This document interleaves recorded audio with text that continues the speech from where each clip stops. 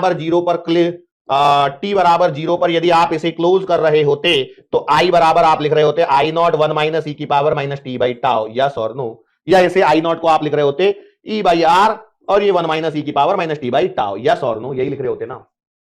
अरे लिख रहे होते कि नहीं लिख रहे होते?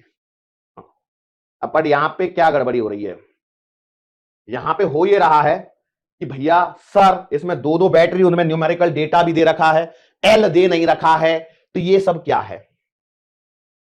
तो अब आपको एक करंट इलेक्ट्रिसिटी का एक कॉन्सेप्ट याद होना चाहिए, वो ये है कि मैं यहां से ई नेट, देखो इस 3 ओम को मानो कि ये इसका इंटरनल रेजिस्टेंस, 6 ओम को मानो कि ये इसका इंटरनल रेजिस्टेंस, तो भैया मैं ई नेट निकाल सकता हूं E1 अपॉन R1 प्लस का E2 upon R2 whole divided by 1 by R1 plus का 1 बाई R2, यस और नो। क्या मैं ये निकाल सकता हूं? कितने लोगों को ये फॉर्मूला याद था?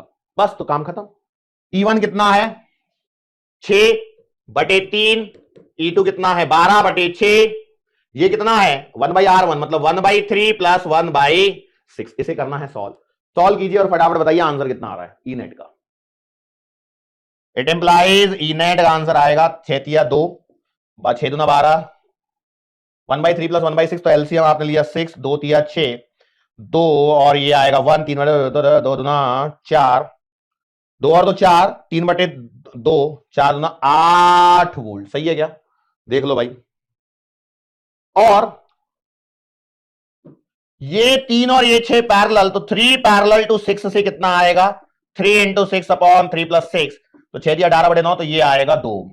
मतलब इस पूरे सर्किट को, अब यहां पर एक और चीज देखना बेटा, क्या जिनको याद है, देखो ये बड़ा डंडा इधर है, ये माइनस छोटा इधर है, ये प्लस इधर है, ये माइनस इधर है, मतलब मेरा जो सर्किट अगला बनने वाला है ये ऐसे बनेगा, ये ऐसे बनेगा, ये है 8 वोल्ट और ये है 2 ओम। यहां ध्यान रखना कि एक भी बैटरी की डायरेक्शन में प्लस या माइनस में उल्टी सुल्टी कर दूं तो यहां पे सब आंसर बिगड़ जाएंगे, यस और नो। हाँ ये याद होना चाहिए। तो अब जो सर्किट बना है वो इसमें यहां तक तो ऐसे आ गया, फिर यहां पर आपका है स्विच जिसे आप क्लोज करने वाले हो, और ये है आपका इंडक्टर, यस और नो। अब आपने इसे क्लोज करना है एट टी बराबर 0, यस। तो भैया आई बराबर आएगा आई नॉट 1 माइनस ई की power minus T upon tau.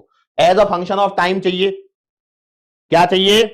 As a function of time चाहिए, बस। तो अब आपको इसे कहां पे चाहिए? Find the current through the inductor as a function of time. यार एल का वैल्यू नहीं दे रखा इसमें ना, एल की वैल्यू देनी चाहिए, टाउ हटेगा नहीं, टाउ को कैसे हटाऊं? आर कितना, टाउ कितना? अच्छा मैंने ये 2 ही क्यों लिया? क्योंकि मैंने लास्ट में देखा कि आर इक्विवेलेंट 2 ओम आ रहा है, इसलिए मैंने इसको ले लिया कि भैया देखो ये है आपका एल बराबर, ये है 2 हेनरी। अब जब इतना सब मुझे पता है तो देखो टाउ बराबर आएगा एल बाई आर, तो एल है 2, ये है 2, तो ये आ गया 1 सेकेंड। और आई नॉट कितना आएगा? ई बाई आर, ई है 8, ये है 2, तो ये आएगा 4 एम्पियर। तो देयरफॉर आई बराबर कितना आएगा? 4 ब्रैकेट 1 माइनस ई की पावर माइनस टी अपॉन 1। तो थोड़ा सा क्या हो जाएगा, आसान हो गया और कुछ भी नहीं है। तो 4 1 माइनस ई की पावर माइनस टी, ये आपके पास में बन चुकी है करंट की equation as a function of time, current flowing through inductor as a function of time. सवाल बहुत अच्छा लेवल का था, लेकिन एक बात होता है जिसको ये करंट इलेक्ट्रिसिटी की बेसिक कॉन्सेप्ट पता है उसके लिए सवाल में क्या था? हलवा। हलवा